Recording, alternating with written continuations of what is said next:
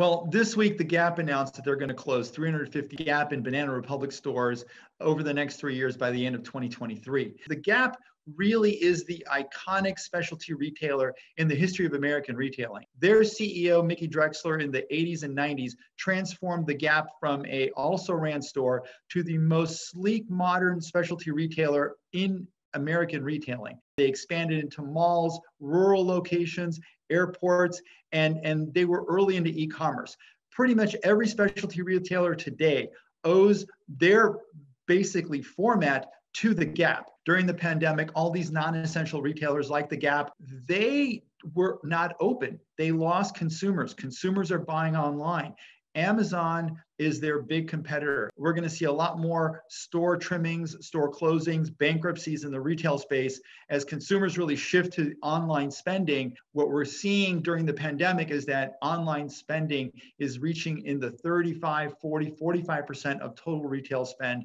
And what all these retailers are looking at is how much of that will be permanent and how much will kind of slip back into a lower level. And that's what the Gap is kind of setting themselves up for. Well, CVS is going to hire about 15,000 employees. About 10,000 of them will be pharmacy technicians. And these are people that could be licensed to give flu shots, COVID-19 shots. And this is kind of akin in a way to what retailers do during the holiday window and kind of scaling up. But this scaling up is going to be more permanent. CVS has said that at least 10,000 of these jobs are going to be permanent. Yesterday, if you saw, the United States reached a near record number of COVID cases, and we're barely midway through the fall. So these people cannot be here fast enough. These pharmacies tend to be open earlier than doctors' offices and later in the evening than doctors' offices.